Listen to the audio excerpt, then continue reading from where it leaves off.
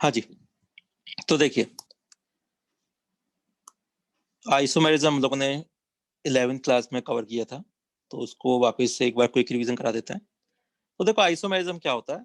Isomerism का मतलब है, देखो ऐसे समझो कि आपके पास दो कंपाउंड्स हैं, सिंपल दो कंपाउंड्स हैं, जैसे इसी की बात करते हैं। ये दो आपके पास कंपाउंड्स हैं, इन दोनों को अगर आप देखोगे तो इनका मॉलिक्यूलर फॉर्मूला बिल्कुल एग्जैक्ट सेम है, C2H6O, है ना। मतलब सेम नंबर ऑफ कार्बन है, हाइड्रोजन है, ऑक्सीजन है, मतलब सेम नंबर ऑफ एटम्स हैं, सेम मॉलिक्यूलर फॉर्मूला बन रहा है कि नहीं। मतलब तो इसी के अकॉर्डिंग को क्या बोलेंगे, ये दो कंपाउंड्स क्या कहलाएंगे, आपके आइसोमर्स कहलाएंगे, है ना। डिफरेंट प्रॉपर्टी वाले हैं, एक अल्कोहल है, एक ईथर है, दोनों की फिजिकल केमिकल प्रॉपर्टीज डिफरेंट होती हैं, है ना। तो कंपाउंड्स तो अलग अलग हैं, अलग प्रॉपर्टी वाले कंपाउंड्स हैं, पर इनका मॉलिक्यूलर फॉर्मूला सेम है, ठीक है।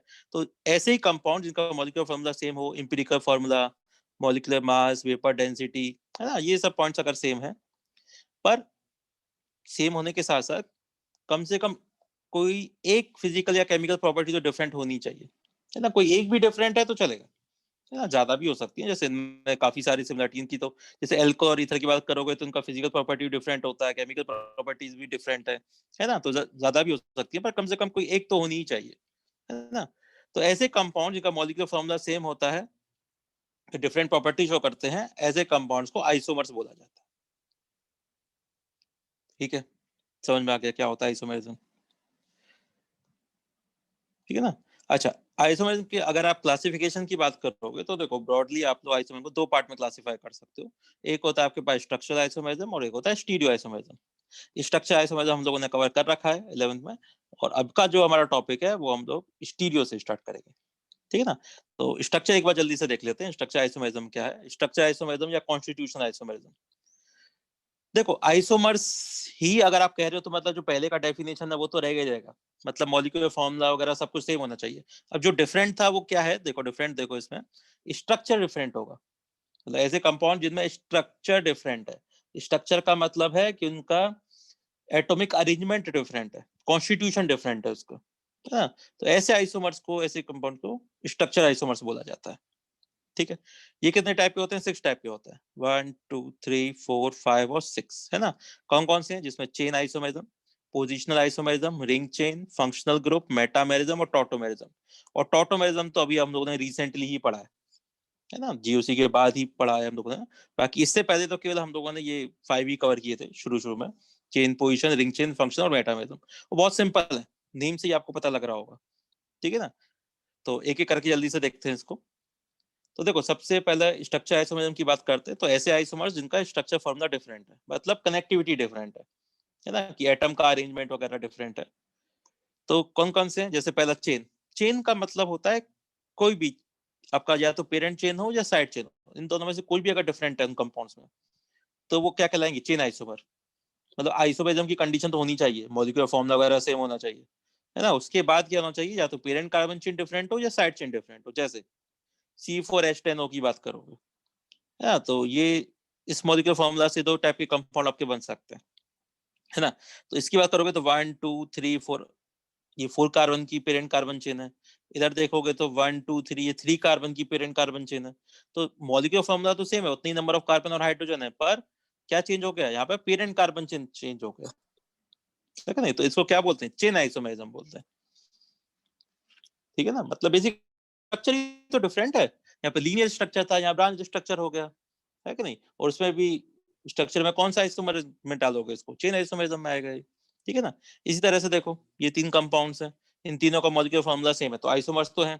कौन से आइसोमर्स हैं, तो देख सकते हो, है ना। इसका देखो चेन सबका डिफरेंट डिफरेंट है ना। तो देखो एक में 5 कार्बन का मेन चेन, इसमें 4 कार्बन का मेन चेन है, या 3 कार्बन का ही मेन चेन है ना, जैसे IUPAC में नेमिंग करते हैं उसके अकॉर्डिंग बात कर रहे हैं। तो देख सकते हो ये तीनों को क्या बोलोगे आप लोग, चेन आइसोमर बोलोगे, है ना। C6H14 से देखो आप ये स्ट्रक्चर बना सकते हो, मतलब इन सब स्ट्रक्चर का जो मॉलिक्यूलर फॉर्मूला है वो C6H14, मतलब ये सब आपके क्या है, आइसोमर्स हैं आपस में, ठीक है ना। अच्छा, इन सब में देखोगे तो देखो क्या मिलेगा आपको, जैसे इसमें देखोगे तो ये 6 कार्बन का पेरेंट कार्बन चेन है ना। यहाँ पर क्या है आपके पास, ये 5 कार्बन का मेन चेन है, तो चेन आइसोमर हो गए, है ना। यहाँ देखोगे तो यहाँ भी 5 कार्बन का पेरेंट कार्बन चेन है, 1 2 3 4, यहाँ 4 कार्बन का है, यहाँ भी 4 कार्बन का है। तो देखो कोई ना कोई एक दूसरे के साथ चेन आइसोमेरिज्म रिलेशनशिप में तो है ही है ना। पर हाँ, अगर आपसे मतलब स्पेशली यही पूछ लिया जाए कि नहीं इन दोनों कंपाउंड्स का बताओ आप लोग कि इन दोनों कंपाउंड में क्या रिलेशनशिप है, तो यहाँ अगर आप देखोगे तो ये पोजीशन आइसोमर्स है, क्योंकि यहाँ पे पेरेंट कार्बन चेन 5 कार्बन का है, सेम है, साइड चेन मिथाइल है, यहाँ भी मिथाइल है, सेम है, तो इसको चेन आइसोमर नहीं बोल सकते इन दोनों को आपस में।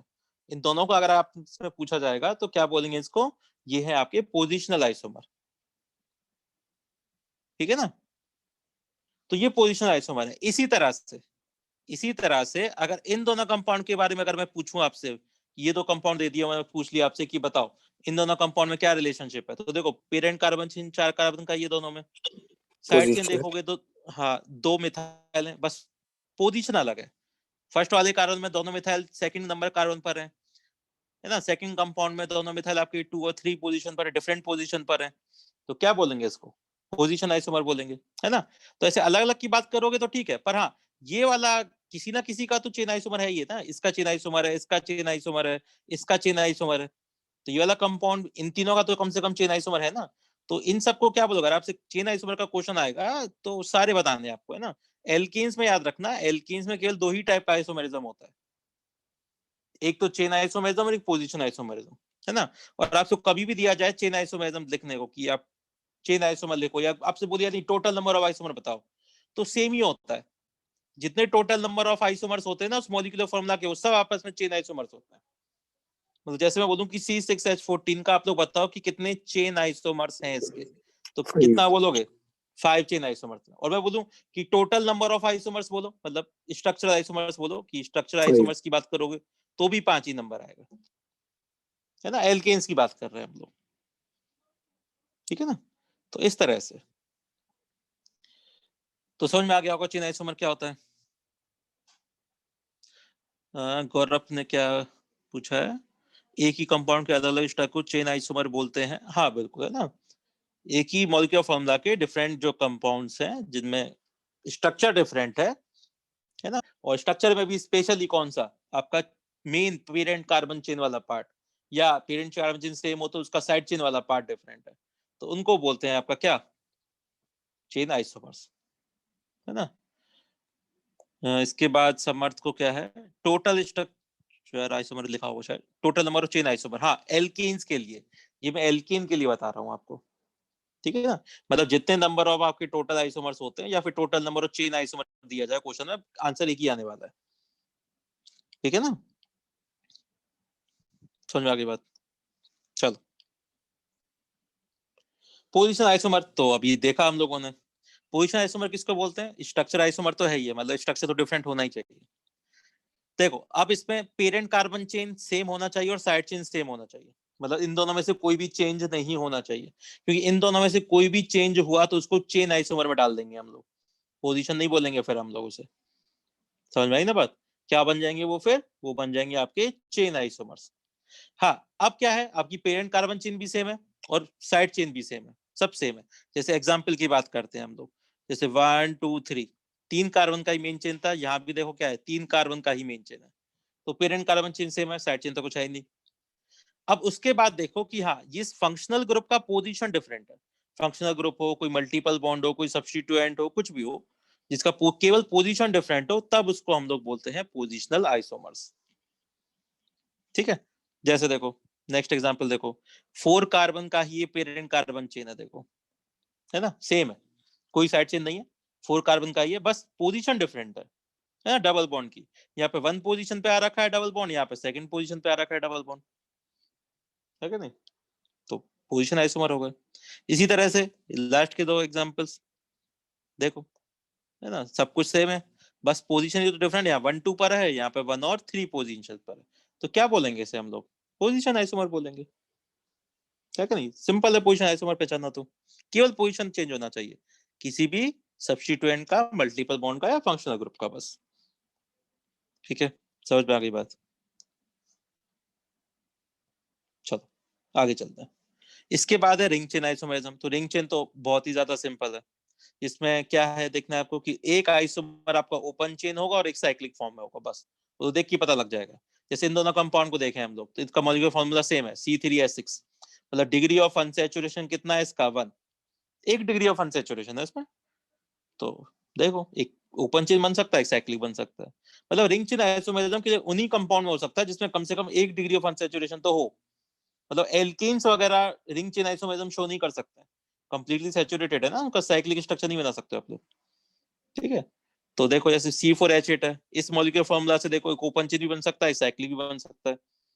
देख सकते हो क्या बोलोगे इसको, रिंग चेन आइसोमर बोलेंगे। सेम मॉलिक्यूलर फॉर्मूला पर स्ट्रक्चर डिफरेंट है, जिसमें से एक साइक्लिक है एक ओपन चेन है, तो रिंग चेन आइसोमरिज्म। हाँ, नेम से पता लग जाएगा, बिल्कुल सिंपल है तो, ठीक है ना। नेक्स्ट आता है आपके पास functional group isomerism. Functional group isomerism देखो, इसको में भी नेम से पता लग रहा होगा आपको, क्या डिफरेंट होना चाहिए इस बार, फंक्शनल ग्रुप डिफरेंट होना चाहिए, है ना। मतलब बाकी आइसोमर की कंडीशन तो है ही है, ऐसा मत सोचना कि आइसोमर की कंडीशन नहीं, वो आइसोमर की कंडीशन तो रहेंगी, मतलब मॉलिक्यूलर फॉर्मूला वगैरह सेम रहेगा, उसके बाद आपका फंक्शनल ग्रुप डिफरेंट होना चाहिए। जैसे देखो एल्कोहल और ईथर्स की बात करेंगे तो देखो सेम इन दोनों कंपाउंड को देखेंगे तो same number of carbon hydrogen oxygen सब कुछ सेम है, मॉलिक्यूलर फॉर्मूला दोनों का एग्जैक्ट सेम है, पर इसके बाद आप देखेंगे तो एक में एल्कोहल और एक में ईथर है, तो दोनों डिफरेंट फंक्शनल ग्रुप है ना, तो डिफरेंट फंक्शनल ग्रुप है तो किस में आ जाएंगे, फंक्शनल ग्रुप आइसोमेरिज्म आ जाएंगे। तो एल्कोहल और ether functional group isomerism show करते हैं, ठीक है। इसी तरह से साइनाइड और आइसोसाइनाइड है, अलग फंक्शनल ग्रुप कंसीडर करते हैं, है ना, बाकी चीजें सिमिलर है होनी चाहिए। एल्डिहाइड और कीटोन देखो सेम मॉलिक्यूलर फॉर्मूला, पर एक कंपाउंड आपके पास कीटोन है, ये एल्डिहाइड है, तो क्या बोलेंगे इसको, फंक्शनल ग्रुप आइसोमर्स बोलेंगे, है ना। इसी तरह से अमाइंस की बात करेंगे, same number of nitrogen hydrogen oxygen के बाद अगर आपके पास 1 डिग्री 2 डिग्री और 3 डिग्री अमाइंस हैं तो ये अलग अलग फंक्शनल ग्रुप्स कंसीडर किए जाते हैं। ये हमने सबसे शुरू में पढ़ा था, है ना, बिल्कुल शुरुआती लेक्चर्स में, कि 1 डिग्री 2 डिग्री 3 डिग्री अमाइंस को हम लोग क्या कंसीडर करते हैं, डिफरेंट फंक्शनल ग्रुप कंसीडर करते हैं, तो क्या बन जाएंगे, फंक्शनल ग्रुप आइसोमर्स बन जाएंगे, ठीक है। इसी की तरह जैसे कार्बोक्सिलिक एसिड हो गए, है ना, तो देखो ये और इस कंपाउंड को देखो मॉलिक्यूलर फॉर्मूला सब कुछ सेम है, तो एक इसमें कार्बोक्सिलिक एसिड और ये एस्टर है, तो क्या बोलोगे, फंक्शनल ग्रुप आइसोमर्स बोलोगे। इस कंपाउंड को भी देखो, इसका भी इसके जैसा मॉलिक्यूलर फॉर्मूला है, पर इसमें कौन सा फंक्शनल ग्रुप है, एक कीटोन है और एक एल्कोहल है ना, एक एल्डिहाइड है एक एल्कोहल है, एक ईथर है और एक एल्डिहाइड है, तो देखो ये सब आपस में फंक्शनल ग्रुप आइसोमर्स है, क्योंकि सबका मॉलिक्यूलर फॉर्मूला सेम है, बस फंक्शनल ग्रुप डिफरेंट डिफरेंट है सब में। जैसे इसमें कार्बोक्सिलिक एसिड है, इसमें एस्टर है, इसमें कीटोन और एल्कोहल है, इसमें एल्कोहल और एल्डिहाइड है, इसमें ईथर और एल्डिहाइड है, देखो ये सब आपके क्या है, फंक्शनल ग्रुप आइसोमर्स है ना। इसी तरह से एल्कोहल और फिनॉल, देखो ये फिनोलिक कंपाउंड है, फिनोल किसको बोलते हैं पता है ना, बेंजीन से डायरेक्टली OH ग्रुप अटैच होता है, एल्कोहल मतलब कोई भी कार्बन चेन से एल्कोहल OH ग्रुप अटैच होता है, तो उसको एल्कोहल बोलते हैं। तो देखो सेम मॉलिक्यूलर फॉर्मूला दिख रहा है दोनों का, आइसोमर्स हैं दोनों, आइसोमर्स तो हैं, कौन से आइसोमर्स हैं, फंक्शनल ग्रुप आइसोमर्स हैं, क्यों, क्योंकि ये है एल फिनॉल और सेकंड वाला क्या है, एल्कोहल है ना। तो इस तरह से आप लोग पहचान सकते हो फंक्शनल ग्रुप आइसोमर्स को। बताओ कहीं कोई डाउट है तो बोलो इसमें,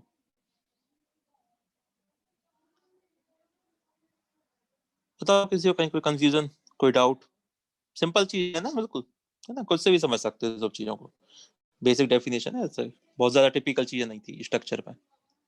नेक्स्ट आता है मेटामेरिज्म। मेटामेरिज्म केवल और केवल आपके पॉलीवेलेंट फंक्शनल ग्रुप्स शो करते हैं। अब पॉलीवेलेंट फंक्शनल ग्रुप्स क्या होते हैं, ये जिनकी एक से ज्यादा वैलेंसी होती है, मतलब एक से ज्यादा ग्रुप्स अटैच होते हैं, जैसे ईथर है दोनों तरफ अलग अलग ग्रुप अटैच, है ना, दो टाइप ग्रुप अटैच होते हैं ना दोनों साइड में। एस्टर है देखो दोनों साइड में ग्रुप अटैच होते हैं, अमाइंस है 2 डिग्री या 3 डिग्री देखो डिफरेंट डिफरेंट ग्रुप अटैच होते हैं, तो एक से ज्यादा जिनकी वैलेंसी होती है उनको पॉलीवेलेंट फंक्शनल ग्रुप कहा जाता है। ये देखो ये सब पॉलीवेलेंट फंक्शनल ग्रुप्स है, केवल यही शो करते हैं, है ना। अच्छा मेटामेरिज्म होता क्या है, मेटामेरिज्म का मतलब है कि आपका देखो फंक्शनल ग्रुप सेम रहना चाहिए, जिन आइसोमर्स में आप बात कर रहे हो फंक्शनल ग्रुप चेंज नहीं होना चाहिए, क्योंकि फंक्शनल ग्रुप अगर चेंज हुआ तो उसको किस में डाल देंगे हम लोग, फंक्शनल आइसोमेरिज्म में डाल देंगे। तो फंक्शनल ग्रुप तो सेम होना चाहिए, बस जो ग्रुप्स या आइटम्स का जो अरेंजमेंट है दोनों तरफ वो डिफरेंट डिफरेंट होना चाहिए, है ना। जैसे एग्जांपल्स लेके ये देखो जैसे यहाँ पे देखो, इन दोनों कंपाउंड्स को देखो, मॉलिक्यूलर फॉर्मूला सेम है बिल्कुल, आइसोमर्स हैं। कौन से आइसोमर है? तो देख के पता लग रहा है स्ट्रक्चर आइसोमर है, स्ट्रक्चर ही अलग है दोनों का, कनेक्टिविटी अलग है। अब स्ट्रक्चर आइसोमर में भी कौन से आइसोमर्स हैं? तो देखो, ये ईथर है, ये भी ईथर है, तो मतलब दोनों में फंक्शनल ग्रुप तो सेम है। और फंक्शनल ग्रुप कौन सा है? पॉलीवेलेंट टाइप का है, जिसकी 2 वैलेंसी है। और इन दोनों जगह पे आप देखोगे तो डिफरेंट डिफरेंट ग्रुप अटैच हैं। जैसे यहाँ पे फर्स्ट वाले में तो दोनों इथाइल है, और सेकंड वाले में एक पे इथाइल और एक पे प्रोपाइल है, मिथाइल और प्रोपाइल है। तो देखो दोनों तरफ डिफरेंट डिफरेंट ग्रुप अटैच है ना, तो क्या बोलेंगे इनको? मेटामर्स बोलेंगे। तो फंक्शनल ग्रुप सेम, और जो ग्रुप या एटम्स अटैच हैं उस फंक्शनल ग्रुप से वो डिफरेंट डिफरेंट टाइप के होने चाहिए, तो उसको मेटामर्स बोलते हैं। जैसे देखो, ये रहे, देखो इन सबका मॉलिक्यूलर फॉर्मूला सेम है, तो क्या बोलोगे इन सबको आपस में? मेटामर्स है। देखो सबके सब देखो डिफरेंट डिफरेंट ग्रुप्स अटैच हैं, है ना।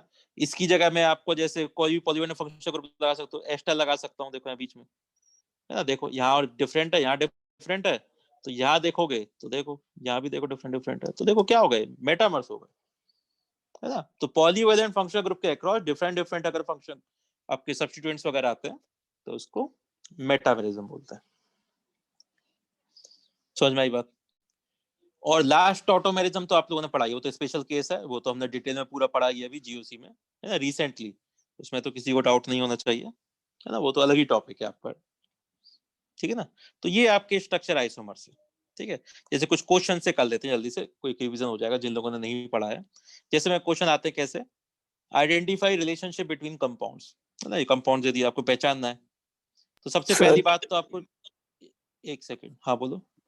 सर आपने वो प्रायोरिटी ऑर्डर लिखा था ना, वो कौन सा? कि कौन सा आइसोमर इसको बोलना है वो।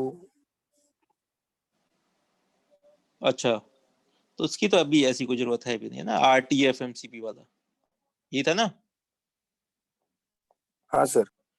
हाँ, मतलब आपको कंफ्यूजन हो ना कि कौन सा आपके पास आइसोमेरिज्म है, जैसे आपको लगे कि नहीं, मतलब जिसमें आपका चेन भी चेंज हो रहा है और एक फंक्शनल ग्रुप भी चेंज हो रहा है, तो आपको कहोगे अच्छा आप किसको लेंगे हम लोग, कि दोनों ही चेंज हो रहे हैं, चेन भी चेंज हो रहा है, parent carbon chain, functional group भी चेंज हो रहा है।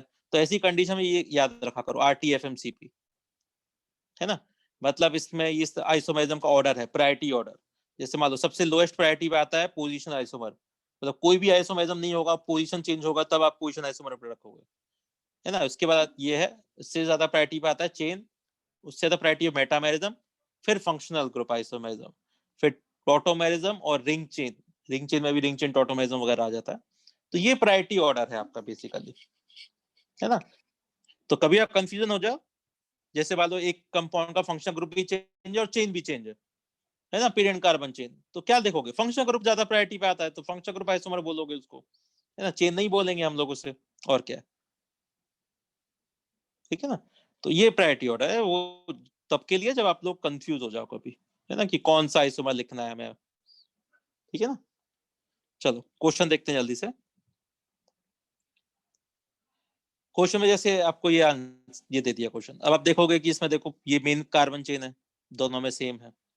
साइड चेन की बात करोगे तो एक में एथाइल है और दूसरे में 2 मिथाइल है, तो देखो साइड चेन चेंज हो गया ना, तो क्या बोलेंगे? चेन आइसोमर बोल देंगे ऐसे, सिंपल।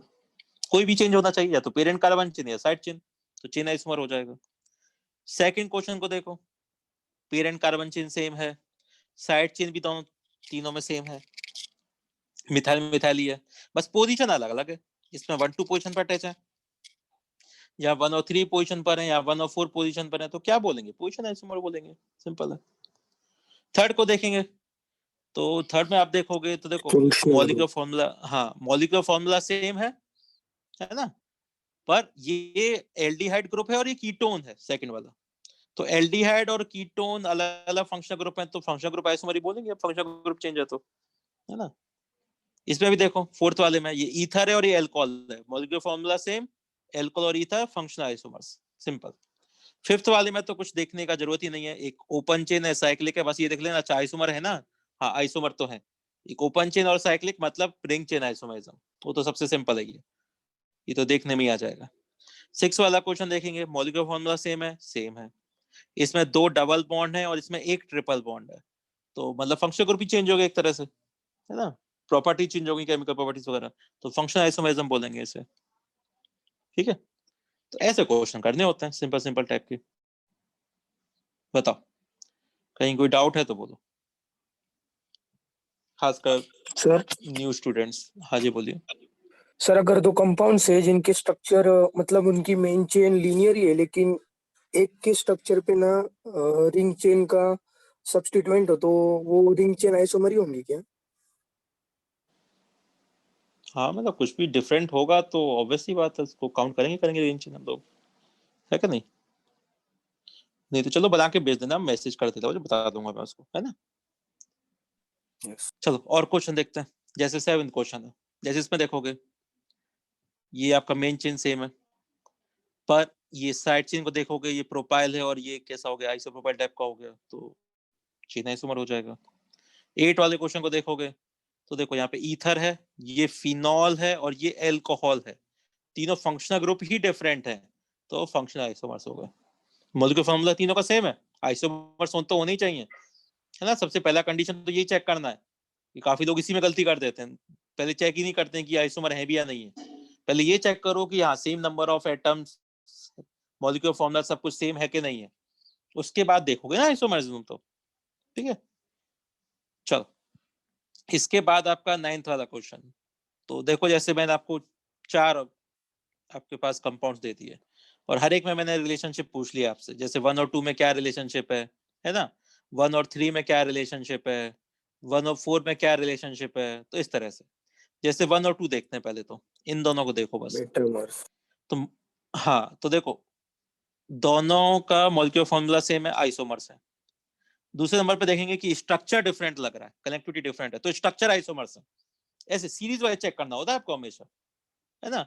अब स्ट्रक्चर आइसोमर में कौन से आइसोमर होंगे, तो मुझे यहाँ पे पता लग रहा है कि देखो इसका एस्टर ग्रुप है, यहाँ भी एस्टर ग्रुप है, ठीक है। दोनों फंक्शनल ग्रुप तो सेम है, पर इस पॉलीवेलेंट फंक्शनल ग्रुप के जो ग्रुप्स अटैच हैं वो डिफरेंट डिफरेंट है। जैसे ऑक्सीजन से यहाँ पे इथाइल है और यहाँ पे ऑक्सीजन से मिथाइल ग्रुप ही अटैच है, तो जो कनेक्टिविटी हो गई वो डिफरेंट है ना दोनों ग्रुप्स की, तो क्या बोलेंगे, मेटामर्स बोलेंगे। तो 1 और 2 क्या हो गए आपके, मेटामर्स हो गए। ऐसे ऑर्डर में चेक करना है आपको हमेशा, ठीक है। इससे मैंने बोल दिया 1 और 3, तो 1 और 3 देखो कहां पर है, ये रहे 1 और 3, इन दोनों को देखो, इन दोनों में क्या रिलेशनशिप है। तो फंक्शनल।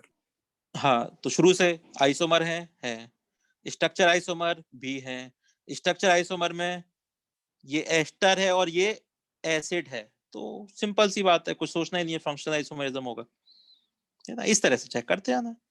1 और 4 की बात करोगे तो दोनों एस्टर हैं, ठीक है, और दोनों के से डिफरेंट डिफरेंट ग्रुप्स अटैच हैं, तो मेटामर्स हो गए। बस कर लेना इस तरह से चेक क्वेश्चंस को, है ना। 10th वाले में देखो ये 6 कार्बन का पेरेंट कार्बन चेन या 3 कार्बन का ही पेरेंट कार्बन चेन हो गया, तो क्या बोलोगे, चेन आइसोमर बोलोगे।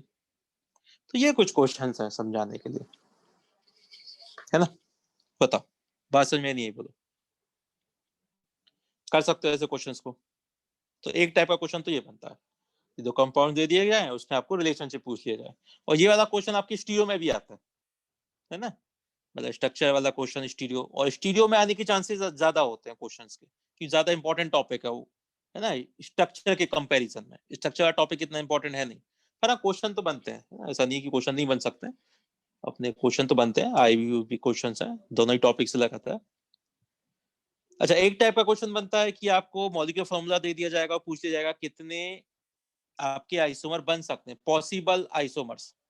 तो अभी तक तो हम लोग क्वेश्चन कर रहे थे पॉसिबल स्ट्रक्चर आइसोमर्स की, अब जब आप स्टीरियो पढ़ लोगे तो टोटल नंबर ऑफ आइसोमर्स आ जाएगा इसमें, है ना। मतलब स्ट्रक्चर प्लस स्टीरियो ऐसे क्वेश्चन बनते हैं, है ना। जैसे C4H8 की बात करोगे तो C4H8 से मैं आपके ये 1 2 3 4 और 5 आप लोग कंपाउंड का फॉर्मेशन कर सकते हो, मतलब 5 स्ट्रक्चर बना सकते हो, सब क्या है आपके स्ट्रक्चर आइसोमर्स हैं,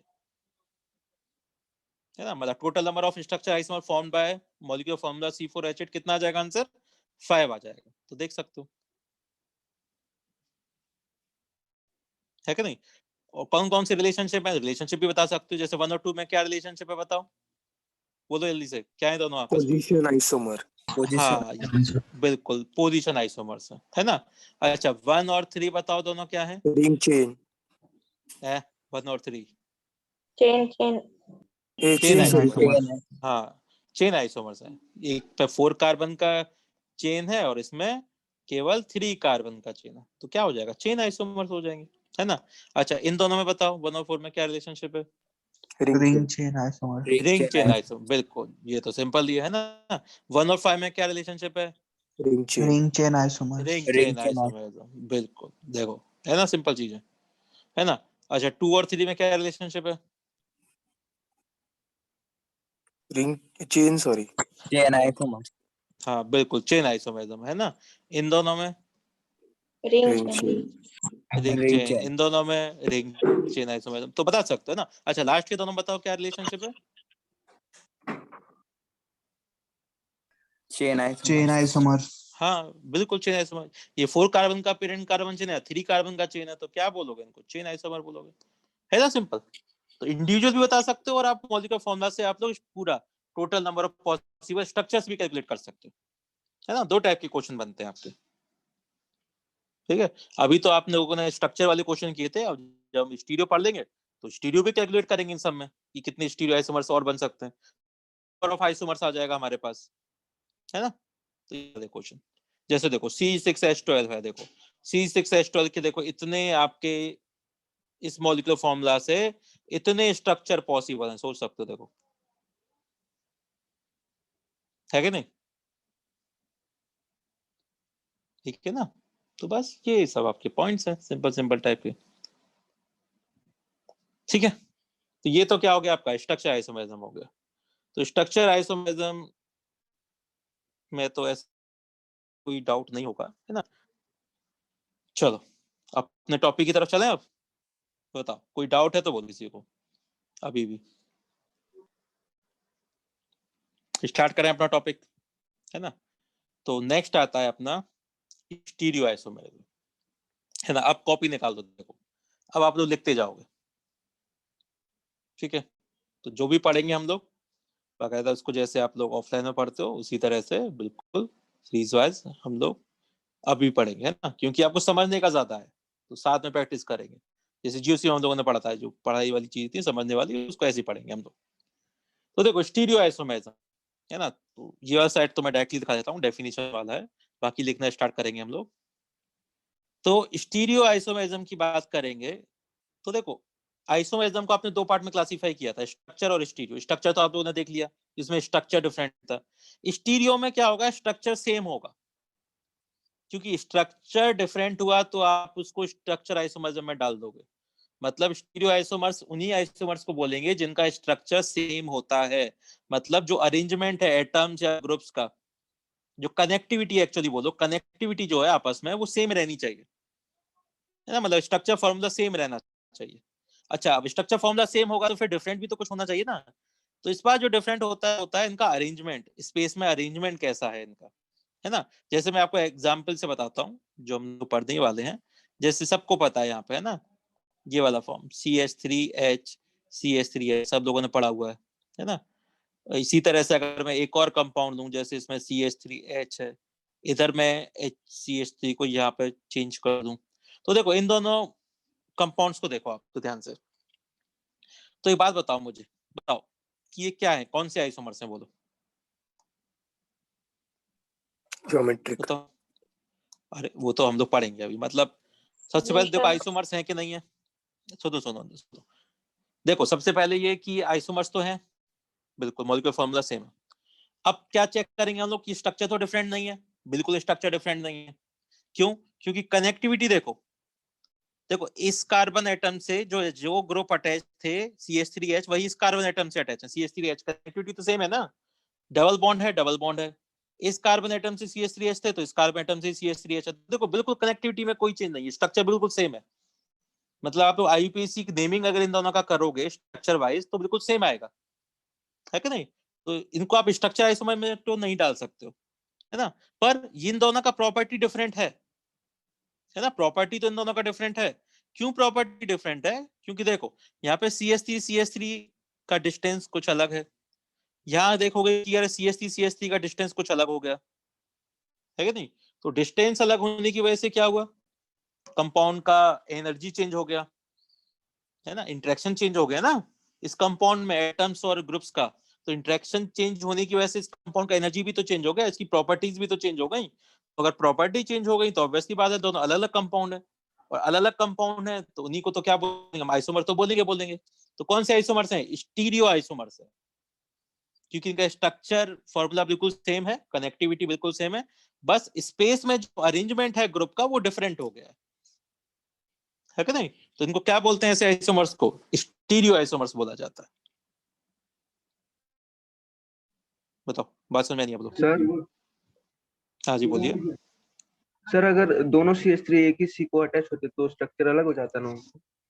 तो स्ट्रक्चर आइसोमर में हो जाते हैं, हाँ बिल्कुल सही बात। अगर मैं हाँ। उसको ऐसा कर दूं ना कि देखो ऐसे कर देता हूं मैं इसको, कि कार्बन डबल बॉन्डेड कार्बन है और एक ही कार्बन से CH3 में अटैच कर दूं, तो अब कनेक्टिविटी डिफरेंट हो गई। कनेक्टिविटी डिफरेंट हो गई तो अब ये क्या बोलेंगे हम लोग? स्ट्रक्चरल आइसोमर स्ट्रक्चर बोलेंगे इसे। हाँ, ये दोनों स्ट्रक्चर आइसोमर्स है ना? पर इन दोनों की बात करोगे तो इनका स्ट्रक्चर तो सेम है, तो ये क्या है? ये दोनों ये स्टीरियो आइसोमर्स है। बताओ, बोलो कहीं कोई डाउट है तो बोलो, कंफ्यूजन है कहीं किसी पॉइंट में? समझ सकते हैं इसे, है ना? तो देखो, स्टीरियो आइसोमर समझ में आ गया क्या होता है? मतलब ऐसे आइसोमर्स जिनका स्ट्रक्चर फॉर्मूला सेम है, बट स्पेस में जो अरेंजमेंट है एटम्स और ग्रुप्स का वो डिफरेंट है, इसलिए इसको स्टीरियो भी बोलते हैं। स्टीरियो का मतलब ही क्या होता है? 3 डायमेंशनल, है ना? समझ में आया? तो 3 डायमेंशनल आइसोमेरिज्म है, 3D आइसोमेरिज्म जिसको बोलते हैं, ये 3D आइसोमेरिज्म है। ठीक है, मतलब 3 डायमेंशनल जो अरेंजमेंट है वो डिफरेंट हो गया है। अच्छा, इसको आपने 2 पार्ट में क्लासिफाई किया ब्रॉडली, एक कॉन्फ़िगरेशनल और कॉन्फॉर्मेशनल, है ना? तो देखो कहीं कहीं केवल कॉन्फ़िगरेशनल ही लिखा जाता है स्टीरियो का पार्ट, कॉन्फॉर्मेशनल को अलग ही काउंट करते हैं। ये ट्रू आइसोमेरिज्म नहीं होता है कॉन्फॉर्मेशनल आइसोमेरिज्म जो होता है ना? तो कहीं कहीं इसको काउंट नहीं करते स्टीरियो में। स्टीरियो में केवल कॉन्फ़िगरेशनल ही आता है केवल, है ना? तो चलो अपन लोग 2 पार्ट में क्लासिफाई कर रखा है इसे। कॉन्फ़िगरेशनल की बात करेंगे तो देखो कॉन्फ़िगरेशनल आइसोमर्स क्या होते हैं? तो स्टीरियो आइसोमेरिज्म का पार्ट तो है, मतलब आइसोमर भी है, मॉलिक्यूलर फॉर्मूला वगैरह सब सेम है। स्टीरियो आइसोमेरिज्म भी है, मतलब स्ट्रक्चर तो सेम है, बस स्पेस में डिफरेंट अरेंजमेंट है। कॉन्फ़िगरेशन में क्या स्पेशलिटी है कि ये जो आइसोमर्स होते हैं नॉन इंटर कन्वर्टिबल टाइप के होते हैं, मतलब आपस में इंटर कन्वर्ट नहीं होते हैं। ठीक है, तो non inter convertible stereo isomers को कॉन्फ़िगरेशनल बोला जाता है। वो कॉन्फ़िगरेशनल 2 टाइप के हैं जो हमें पढ़ने हैं और दोनों ही बहुत इंपॉर्टेंट है। सबसे पहले पढ़ेंगे हम लोग ज्योमेट्रिकल आइसोमेरिज्म, दूसरा पढ़ेंगे ऑप्टिकल आइसोमेरिज्म, है ना? दोनों ही बहुत इंपॉर्टेंट है, हर जगह काम आएंगे आपको। ठीक है, तो सबसे पहले हम लोग ज्योमेट्रिकल से स्टार्ट करते हैं, है ना? तो इसको लिख लो जल्दी से कॉपी में, है ना? तो आपका कॉपी है सबके पास अपना, बोला था मैं लास्ट में, है ना? तो इसको जल्दी से बना लो, है ना? और हम लोग लिखते जाएंगे आप जितने भी पॉइंट्स वगैरह है। ठीक है, लिखो जल्दी से।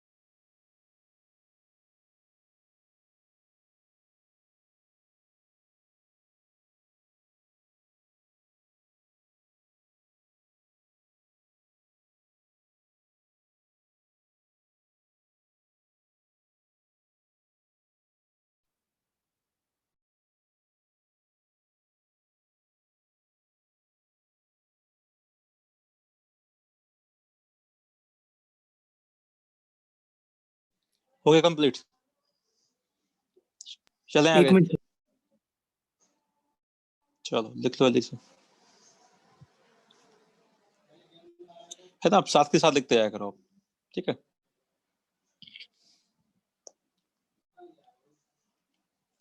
तो देखो, स्टीरियो में कॉन्फ़िगरेशन और अब ज्योमेट्रिकल।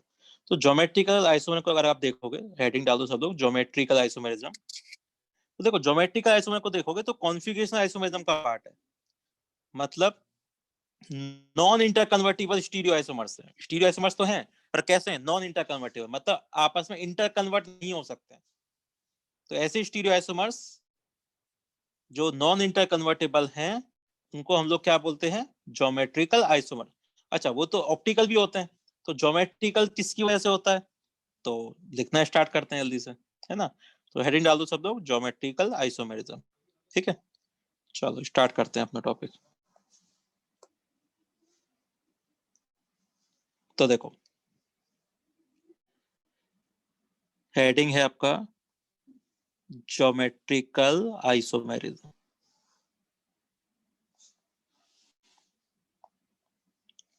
ठीक है? तो देखो, ज्योमेट्रिकल आइसोमेरिज्म जो होता है वो अराइजेस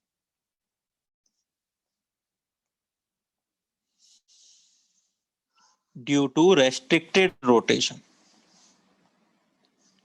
है ना? किसकी वजह से होता है? रेस्ट्रिक्टेड रोटेशन की वजह से होता है। आप कहोगे रेस्ट्रिक्टेड रोटेशन क्या होता है? तो चलो इसको समझ लेते हैं पहले कि रेस्ट्रिक्टेड रोटेशन क्या होता है, किस टाइप के कंपाउंड्स में होता है रेस्ट्रिक्टेड रोटेशन, है ना? तो नेक्स्ट ये है कि restricted rotation is observed in, कौन कौन सी जगह पर होता है? देखो, सबसे पहला है आपके पास pi bond system. Pi bond system सब लोग जानते हैं, है ना? जैसे पाई बॉन्ड सिस्टम, कोई भी डबल बॉन्डेड सिस्टम जिसकी बात कर रहे हैं, जैसे carbon carbon double bonded system ले लो आप लोग। तो जैसे हम लोगों ने केमिकल बॉन्डिंग में पढ़ा था, मैंने आपको बताया था कि केमिकल बॉन्डिंग में अगर सिग्मा बॉन्ड है ना? तो कार्बन कार्बन सिग्मा बॉन्ड है, कोई भी सिग्मा बॉन्ड है, तो सिग्मा बॉन्ड में हमेशा रोटेशन होता रहता है, मतलब रोटेशन पॉसिबल होता है हमेशा। क्या मतलब रोटेशन कैसा होता है आपका? पॉसिबल होता है, तो रोटेट करता रहता है बॉन्ड, है ना? तो रोटेशन चलता रहता है, तो ये तो फ्री सिस्टम है।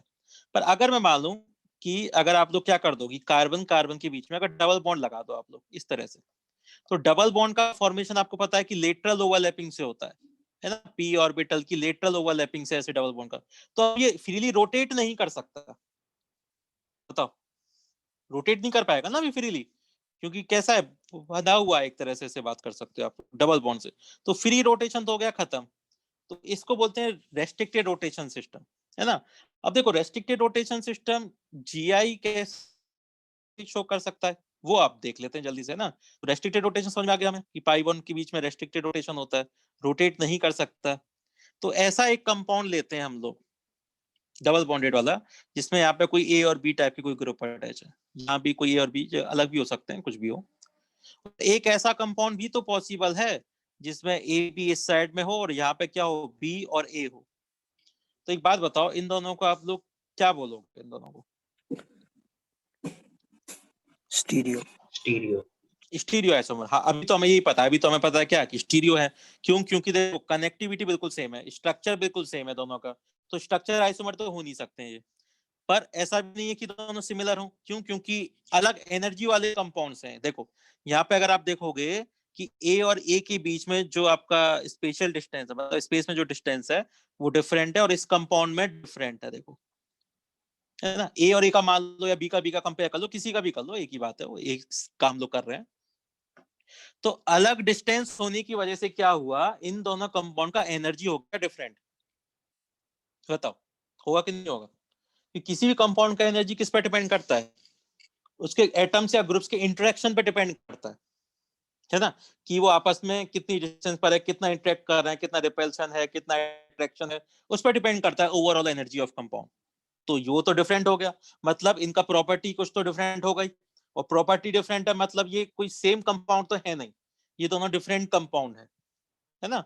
इनका एग्जिस्टेंस अलग अलग है, ये कंपाउंड अलग है, फर्स्ट सेकंड कंपाउंड अलग ही है ना? एक रिएक्शन से फॉर्म हो भी सकते हैं, नहीं भी हो सकते हैं, कोई जरूरी नहीं है। अलग अलग कंपाउंड्स, अलग एग्जिस्टेंस है इन दोनों का, है ना? बस सिमिलरिटी ये है कि इन दोनों का स्ट्रक्चर सेम है और स्पेस में जो अरेंजमेंट है ग्रुप का वो डिफरेंट डिफरेंट है। तो स्टीरियो आइसोमर्स तो हो गए।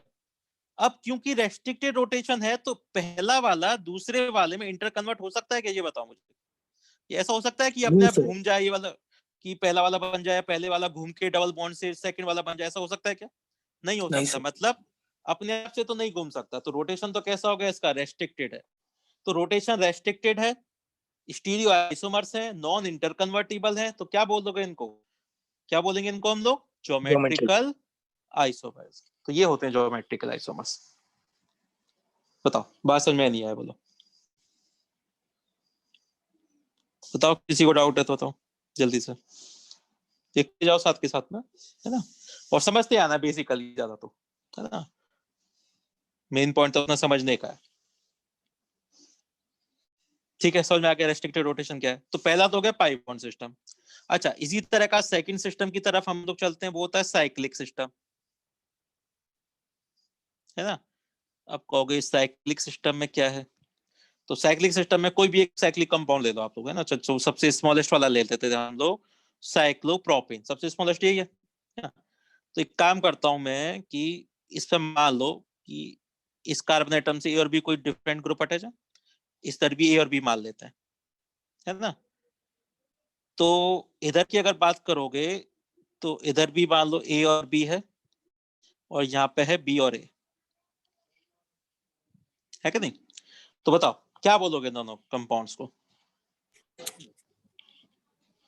देखो स्ट्रक्चर सेम है, आइसोमर्स तो है, स्ट्रक्चर सेम है, तो स्ट्रक्चर आइसोमर तो हो नहीं सकते। अब बात करेंगे, अब ये दोनों सिमिलर भी नहीं है, क्यों, क्योंकि यहाँ पे दोनों में देखोगे, देखो ये भी, यहाँ भी देखो डिस्टेंस देखो, ए और एक बीच में डिफरेंट है, ये डिस्टेंस डिफरेंट हो गया, मतलब अलग एनर्जी के कंपाउंड्स हैं। तो दो डिफरेंट डिफरेंट एनर्जी के कंपाउंड्स है जिनका एग्जिस्टेंस अलग अलग है, पर स्ट्रक्चर सेम है, मॉलिक्यूलर फॉर्मूला सेम है, तो आइसोमर्स तो है। तो किस कैटेगरी में डाल दिया इनको हमने, स्टीरियो आइसोमर में, तो स्टीरियो आइसोमर्स हो गए। उसमें भी अब आप बात करते हैं कि देखो अब ये रोटेट तो नहीं कर सकता, साइक्लिक सिस्टम है ना। अब साइक्लिक सिस्टम ऐसे थोड़ी ना होगा कि साइक्लिक घूम जाएगा और ए और बी और को पलट देगा, ऐसा होगा क्या? ए और बी अपने आप से कन्वर्ट हो जाएंगे क्या, ऐसे नहीं हो सकते। तो रोटेशन तो कैसा है इसमें, रेस्ट्रिक्ट है। तो साइक्लिक में भी रोटेशन कैसा होता है, रेस्ट्रिक्ट होता है ना। तो अलग अलग एनर्जी के कंपाउंड है, अलग अलग एग्जिस्टेंस है दोनों का, है ना। सेम रिएक्शन से, सेम मेथड ऑफ फॉर्मेशन से फॉर्म हो भी सकते हैं, नहीं भी हो सकते हैं, रिलेशनशिप नहीं है ना। तो इस टाइप के कंपाउंड जो अलग कंपाउंड से एनर्जी वाले हैं, है ना, ड्यू टू रेस्ट्रिक्टेड रोटेशन, जो कि नॉर्मल रूम टेम्परेचर पे नॉन इंटर कन्वर्टेबल है, इनको बोलते हैं क्या, ज्योमेट्रिकल आइसोमेरिज्म, मतलब ज्योमेट्रिक आइसोमर्स बोला जाता है ऐसे,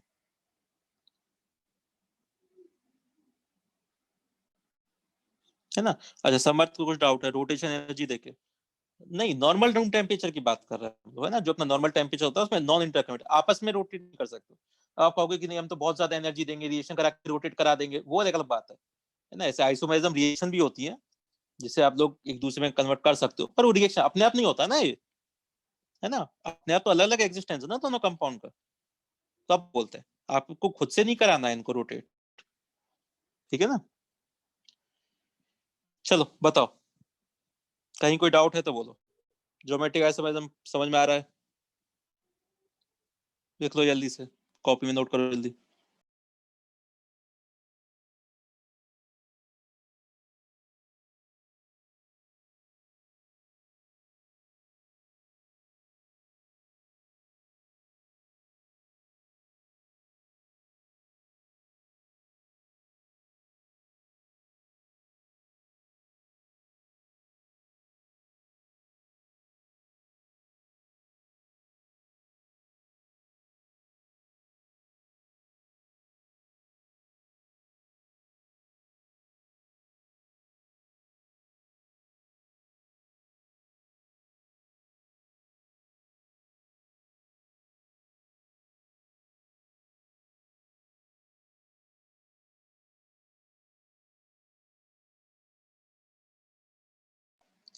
हो गया कंप्लीट,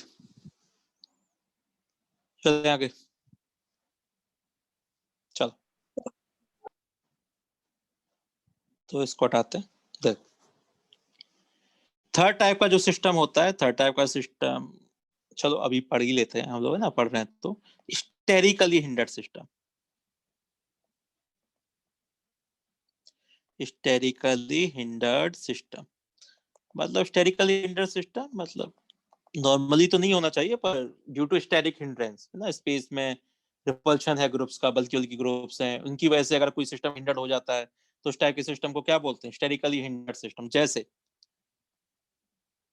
बाइफिनाइल सिस्टम, बाइफिनाइल जानते हो, जिसमें दो बेंजीन अटैच है आपस में, दो बेंजीन एक सिग्मा बॉन्ड से अटैच है, बाइफिनाइल बोलते हैं इसको।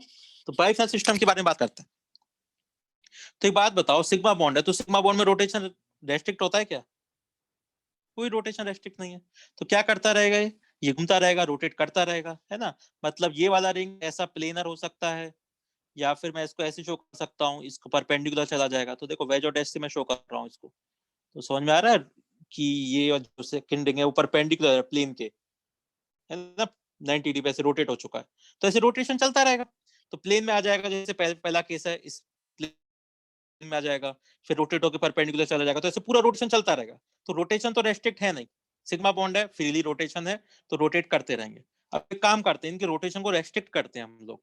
तो बताओ कैसे कर सकता हूँ इनकी रोटेशन को रेस्ट्रिक्ट, बोलो बताओ जल्दी से, क्या कर देना चाहिए मुझे? रेजोनेंस। नहीं, अरे रेजोनेंस तो होगा ही, फिर भी सिग्मा बॉन्ड तो है ही है ना। नहीं नहीं सुनो, तो एक काम करता हूं मैं कि इन दोनों की ऑर्थो पोजीशन पे मैं एक बल्कि बल्कि ग्रुप ना लगा दूं, ऐसे कोई बल्कि बल्कि ग्रुप लगा देता हूं दोनों की ऑर्थो पोजीशन पे। तो आपको पता है SIR इफेक्ट वगैरह याद है सबको, ऑर्थो इफेक्ट। और बल्कि ग्रुप है तो आपस में रिपल्शन करेगा, तो प्लेनर तो आएगा नहीं कभी, ये बताओ। प्लेन में आ सकता है क्या दोनों आपस में, सेम प्लेन में रह सकते हैं क्या ग्रुप? बल्कि ग्रुप नहीं रह सकते। तो क्या होगा, तो इसका परमानेंटली इसका अरेंजमेंट कैसा हो जाएगा कि ये दोनों रिंग आपस में एक दूसरे के परपेंडिकुलर अरेंज हो जाएंगी। मतलब एक रिंग अगर इस प्लेन में है तो दूसरा रिंग कहां चला जाएगा, दूसरा रिंग इसके परपेंडिकुलर चला जाएगा ऐसे 90 डिग्री पे ऐसे, ताकि रिपल्शन को क्या कर पाए, मिनिमम कर पाए। मतलब ये वाला ग्रुप जैसे जी डैश है तो बाहर की तरफ है, और ये इनर प्लेन की तरफ मान लो, ऐसा हो जाएगा इसका परमानेंट सिस्टम। अब रोटेशन हो गया खत्म, अब ये आपस में फ्रीली रोटेट नहीं कर सकते। बताओ रोटेशन होगा क्या इसमें? नहीं हो पाएगा, है ना। हाँ, क्यों हो गया रेस्ट्रिक्ट रोटेशन? तो रेस्ट्रिक्टेड रोटेशन है, बताओ है नहीं है? Steric crowding. हाँ, स्टेरिक क्राउडिंग की वजह से, स्टेरिक हिंड्रेंस की वजह से, स्पेस में ग्रुप्स की वजह से, तो हमने कर दिया रोटेशन रेस्ट्रिक्ट। ठीक है, समझ में आ गई बात। और जी और जी डैश आपके कोई भी बल्कि ग्रुप हो सकते हैं, है ना। जी और जी डैश आपके कोई भी बल्कि ग्रुप्स हैं। जैसे एग्जाम्पल बताओ कौन कौन से हो सकते हैं। जैसे आप लोग बना सकते हो, इसमें सल्फोनिक एसिड लगा सकते हो, है ना, एल्काइल ग्रुप लगा सकते हो, कार्बोक्सिलिक ग्रुप लगा सकते हो, है ना। और जैसे आयोडीन हेलोजन वगैरह लगा सकते हो, क्लोरीन वगैरह लगा सकते हो, ऐसे कोई भी बल्कि ग्रुप लगा सकते हो। तो उससे रोटेशन क्या हो जाएगा, रेस्ट्रिक्ट हो जाएगा। ये तो हो गया। पर एक बात बताओ, अब इससे मैं कोई ज्योमेट्रिक आइसोमर बना सकता हूँ क्या, बोलो। मैं कोई अलग एनर्जी का कंपाउंड प्रिपेयर कर सकता हूँ क्या? मतलब मैं अगर ऐसा कहना चाहूँ कि मान लो कि मुझे कोई अलग एनर्जी का कंपाउंड प्रिपेयर करना है, तो मैं क्या करूं, तो इन ग्रुप्स की अरेंजमेंट चेंज कर दूं मैं स्पेस में। मतलब जहां पे जी डैश है वहां पे मैं जी लगा के देख लूं, है ना। तो यहाँ पे मैंने इस वेज पे क्या लगा दिया, जी वाला ग्रुप लगा दिया, और यहाँ पे डैश पे मैंने जी डैश लगा दिया। तो देखो ग्रुप को तो मैंने कर दिया इंटरचेंज स्पेस में। तो बताओ कुछ अलग एनर्जी का कंपाउंड बनाए क्या दोनों, बोलो। हाँ सर। इन दोनों को ज्योमेट्रिक आइसोमर बोल सकते हो क्या? हाँ यस सर। सर। नहीं बोल सकते। ये दोनों ज्योमेट्रिक आइसोमर है नहीं, ये दोनों आइडेंटिकल हैं, सेम है। क्यों सेम है, अब इसका रीजन सुनो। एक बात बताओ मुझे, सुनो सुनो सुनो ध्यान से सुनते जाओ। यहाँ पे जी और जी और जी और जी डैश का जो डिस्टेंस है, वो यहाँ पे जी और जी डैश और जी का डिस्टेंस कुछ अलग हुआ है क्या, ये बताओ मुझे। नहीं बोलो। हुआ सर। नहीं नहीं नहीं सर। है ना, परपेंडिकुलर है ना वो, ग्रुप को परपेंडिकुलर है वो। आपने ऐसे किया चाहे ऐसे किया, घुमा के दोनों साइड में कैसे भी किया आपने, तो डिस्टेंस तो सेम ही रहा ना। डिस्टेंस सेम रहा मतलब इस कंपाउंड का दोनों का एनर्जी तो सेम ही है। सेम ही टाइप के कंपाउंड्स तो हैं, कुछ अलग अरेंजमेंट बन ही नहीं रहा है क्या नहीं। तो इनको आप दो ज्योमेट्रिक आइसोमर बोल सकते हो क्या? नहीं बोल सकते हो। तो रोटेशन तो रेस्ट्रिक्ट है, पर कोई ज्योमेट्री का आइसोमर नहीं बना सकते हो आप लोग बाइफिनाइल सिस्टम से। बताओ, बात समझ में आया नहीं आया बोलो, है ना। तो बाइफिनाइल सिस्टम आपका रोटेशन रेस्ट्रिक्ट तो समझ में आ गया आपको, ठीक है, पर ये आपका जीआई शो नहीं कर सकता, मतलब ज्योमेट्रिक आइसोमर नहीं हो बना सकता। बोलो इस बात में कहीं कोई डाउट है तो बोलो जल्दी से, किसी को भी। ठीक है, समझ में आ गई बात। मतलब ये वाला कंपाउंड कोई जीआई नहीं है, ये क्या है, इसका सेमी कंपाउंड है, तो इसको तो हटा ही देते हैं, कोई ज्योमेट्रिक आइसोमर बन ही नहीं रहा है। मतलब रेस्ट्रिक्टेड रोटेशन तो है बट नो ज्योमेट्रिकल आइसोमर। तो आपका हो गई, तो फिर ज्योमेट्रिक आइसोमर कौन शो करेगा? तो geometric isomer actually triphenyl system show करते हैं, है ना। बनाता हूं मैं ट्राइफिनाइल सिस्टम ऐसे। तो देखो एक रिंग इस प्लेन में, दूसरा रिंग आप बनाओगे तो वो परपेंडिकुलर चला जाएगा आउट ऑफ द प्लेन, जिसको मैंने ऐसे शो कर दिया है, और तीसरा रिंग वापस से इसी प्लेन में आ जाएगा, सेम प्लेन में आ जाएगा, है ना, आपकी स्क्रीन के प्लेन में आ गया तीसरा रिंग। ठीक है, अब इस पे आपने ग्रुप लगा रखी, जैसे यहाँ पे जी लगा रखा है या जी डैश लगा रखा है, इस वाली रिंग से मैंने जी और जी डैश लगा रखा है, बीच वाली रिंग में मैंने कोई भी ऑर्थो पोजीशन पर ग्रुप वगैरह कुछ लगा रखा है ना। तो एक कंपाउंड तो ये हो गया। हाँ, अब मैं अगर जी और जी डैश का स्पेस में ओरिएंटेशन अरेंजमेंट अलग करूं तो हाँ, मैं क्या कर सकता हूँ, ये डिफरेंट एनर्जी का कंपाउंड बना सकता हूँ मैं।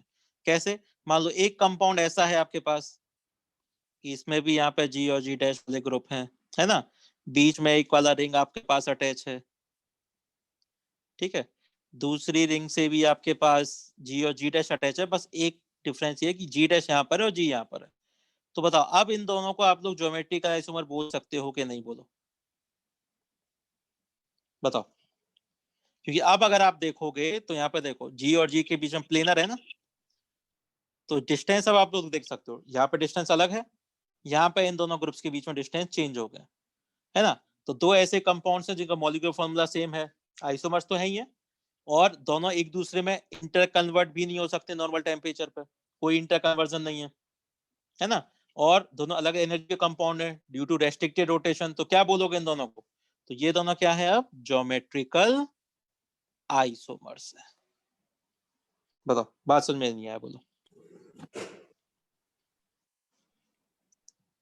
है ना। तो ये इस तरह से ये ट्राइफिनाइल सिस्टम आपका क्या कर सकता है, ज्योमेट्रिक आइसोमेरिज्म शो कर सकता है ना। बाइफिनाइल नहीं करते हैं ज्योमेट्रिक आइसोमेरिज्म, रेस्ट्रिक्टेड रोटेशन तो है बाइफिनाइल में, पर उनमें ज्योमेट्रिकल आइसोमेरिज्म नहीं होता।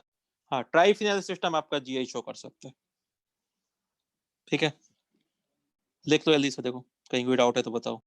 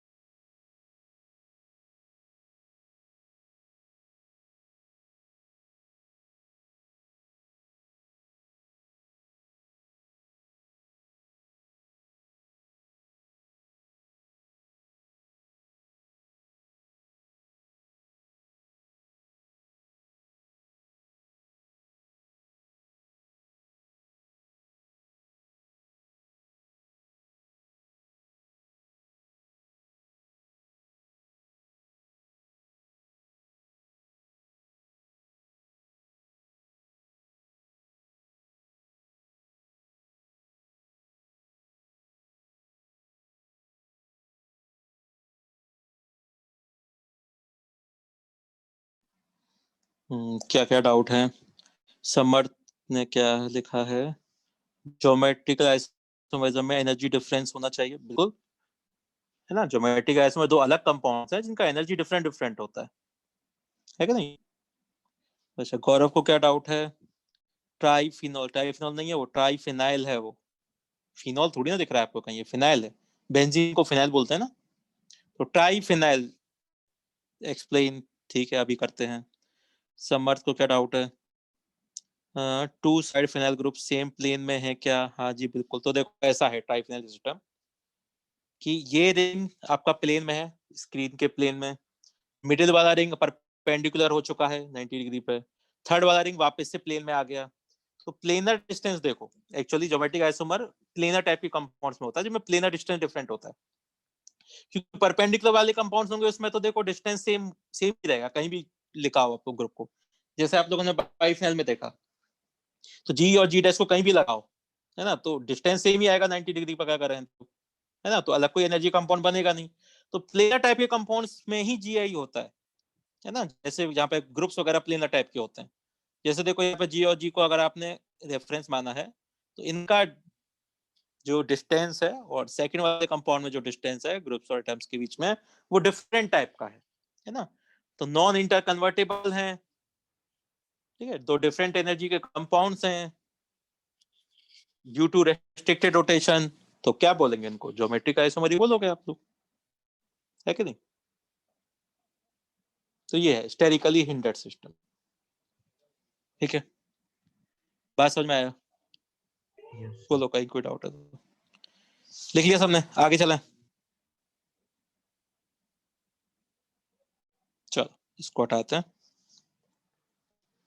अब देखो नेक्स्ट टॉपिक आता है, आपको समझ में आ गया ज्योमेट्रिक आइसोमर्स क्या होते हैं। अब आता है करते हैं कंडीशंस की,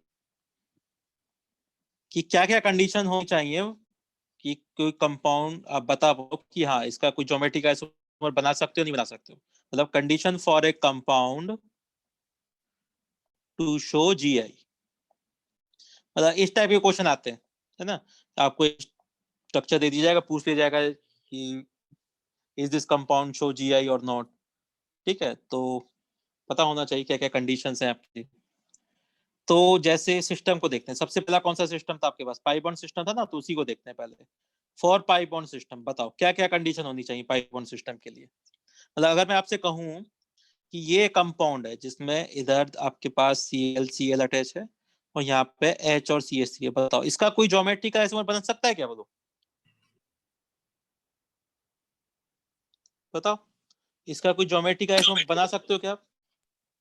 नो सर, हाँ सर। नहीं बना सकते ना, क्यों नहीं बना सकते, रीजन बताओ जल्दी से।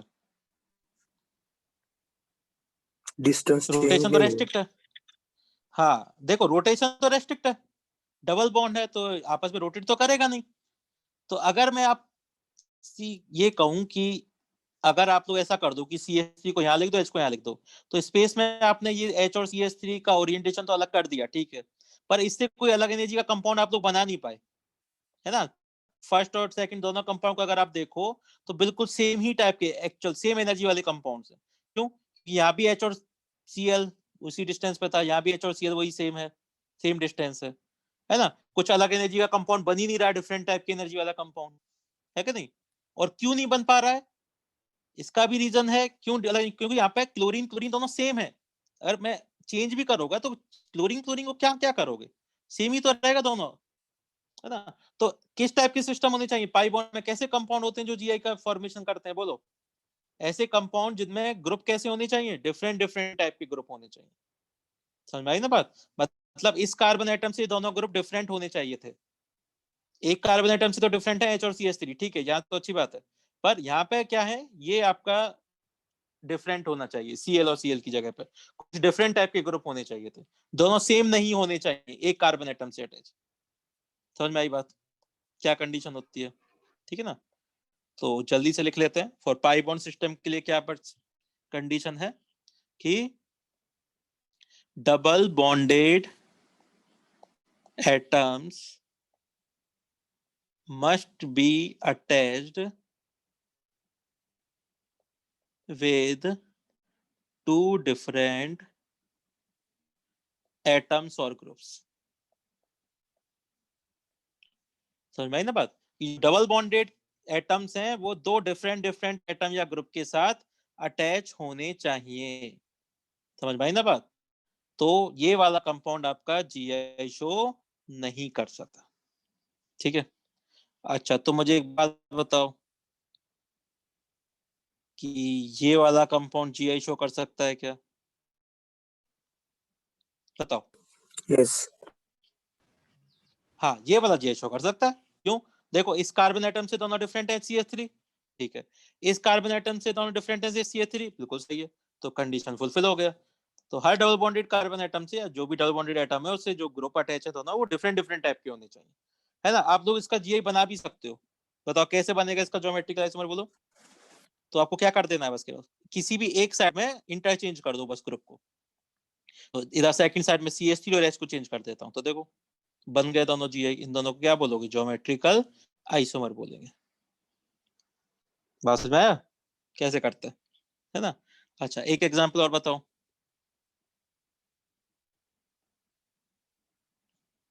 बोलो, ये कंपाउंड GI शो कर सकता है क्या? Yes, sir. कर सकता है ना, क्यों? देखो नाइट्रोजन के पास एक लोन पेयर भी है। अच्छा देखो, लोन पेयर को भी ना एक ग्रुप एटम की तरह कंसीडर किया करो आप लोग। लोन पेयर होता तो खैर खुद का ही है, पर उसको भी हम लोग क्या करेंगे? डिफरेंट एटम या ग्रुप की तरह कंसीडर करेंगे। तो देखो यहाँ भी देखो, इसमें देखो एक डबल बॉन्डेड एटम से दो डिफरेंट है, H और CH3 है। इधर नाइट्रोजन से दो डिफरेंट है, एक लोन पेयर और एक OH डिफरेंट है। तो हो गया कंडीशन फुलफिल। तो ये कंपाउंड GI शो कर सकता है। मतलब मेरे कहने का मतलब है, जब मैं बोलता हूँ ना कि GI शो कर सकता है, इसका मतलब है कि इसका आप लोग ज्योमेट्रिक आइसोमर बना सकते हो। कैसे बनेगा बताओ ज्योमेट्रिक आइसोमर? तो एक काम करते हैं, किसी भी एक तरफ अरेंजमेंट अलग कर देते हैं। जैसे OH और H को अलग कर दिया, इधर सेम रखो, तो देख सकते हो। देखो डिफरेंट एनर्जी कंपाउंड बना है। डिस्टेंस देखोगे H और OH में यहाँ पे डिफरेंट था, यहाँ डिफरेंट हो चुका है ना? तो दोनों को क्या बोलेंगे हम लोग? ज्योमेट्रिकल आइसोमर्स बोलेंगे। तो बताओ कंडीशन समझ में आया नहीं आया? बोलो, लिख लो जल्दी से।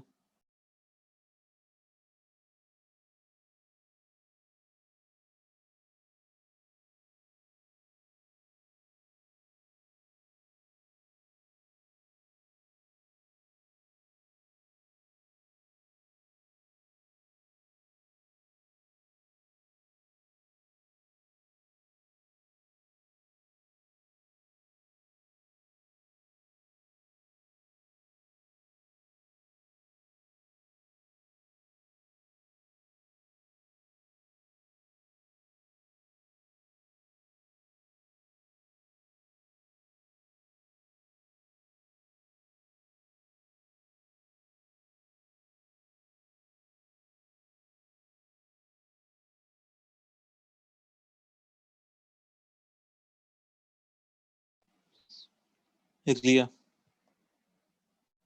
बताओ कहीं कोई डाउट है तो बोलो किसी को। अभी तक किसी पॉइंट में कहीं कोई कंफ्यूजन आया हो? हाँ बोलो। सर ये लास्ट वाला एग्जांपल एक बार रिपीट कर दीजिए ना। लास्ट वाले एग्जांपल में ऐसा है कि डबल बॉन्डेड सिस्टम है ना, C डबल बॉन्ड N है, तो इधर कार्बन से दो डिफरेंट ग्रुप अटैच हैं, H और CH3। ठीक है, कंडीशन फुलफिल।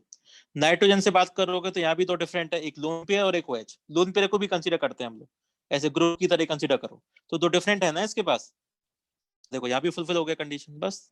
तो मतलब GI शो कर सकता है, इसका ज्योमेट्रिक आइसोमर आप लोग बना सकते हो। बना लिया। स्पेस में चेंज कर दो किसी भी साइड में कहीं भी। कार्बन पे स्पेस में H और CH3 का अरेंजमेंट चेंज कर दो, या लोन पेयर और OH का अरेंजमेंट चेंज कर दो, तो दो डिफरेंट एनर्जी कंपाउंड बन जाएंगे। तो इन्हीं को ज्योमेट्रिकल आइसोमर बोलते हैं हम लोग। ये है, यस ठीक है। सर। चलो, तो वैसे भी टाइम हो गया आप लोगों का, है ना? सर हाँ जी बोलिए। सर अगर लास्ट वाले एग्जांपल में कार्बन पे अल्कोहल ग्रुप आ जाए तो वो होगा क्या ज्योमेट्रिकल आइसोमर? अलग होना चाहिए, क्यों नहीं होगा? ग्रुप ही तो अलग करना है, कोई भी ग्रुप लगाओ, क्या फर्क पड़ता है? जैसे देखो इसको हटाते हैं। जैसे चाहते हो आप लोग कार्बन डबल बॉन्डेड कार्बन है, इस पे OH ग्रुप लगाना है, लगा लो, क्या ही फर्क पड़ता है ना? यहाँ पे H लगा लो, तो डिफरेंट है, ठीक है। इधर का काम तो हो गया। इस कार्बन एटम से भी दोनों डिफरेंट होने चाहिए, कुछ भी लगाओ। जैसे मैं यहाँ पे बात करता हूँ, यहाँ पे क्या लगा दूं? क्लोरीन लगा दूं, यहाँ पे मैं CH3 लगा दूं, दोनों डिफरेंट है, तो ये GI शो कर सकता है, बस, है ना? मतलब जो डबल बॉन्डेड कार्बन उससे डिफरेंट डिफरेंट होने चाहिए। ये डिफरेंट है, इस साइड भी डिफरेंट होने चाहिए, है ना? समझ में आ गया? तो GI शो कर सकता है, देख सकते हो ना, मैं ऐसा कर सकता हूँ स्पेस में। जैसे H और Cl के बीच में देखो ये डिस्टेंस था, तो बस मुझे क्या करना है इसका GI बनाने के लिए? बस मुझे ये करना है कि केवल एक ग्रुप को मैं इंटरचेंज कर देता हूँ, यहाँ पे CH3 लिख देता हूँ या Cl लिख देता हूँ, देखो बन गया different energy compound, aerial distance अलग हो गया। क्या आप बोलोगे? इनको ज्योमेट्रिक आइसोमर बोल देंगे, है कि नहीं? ठीक है, चलो तो आज के लिए इतना ही, है ना? नेक्स्ट क्लास में फिर आगे बढ़ेंगे हम लोग, इसको थोड़ा सा रिवाइज कर लेना अच्छे से, ठीक है ना। चलो मिलते हैं फिर नेक्स्ट क्लास में।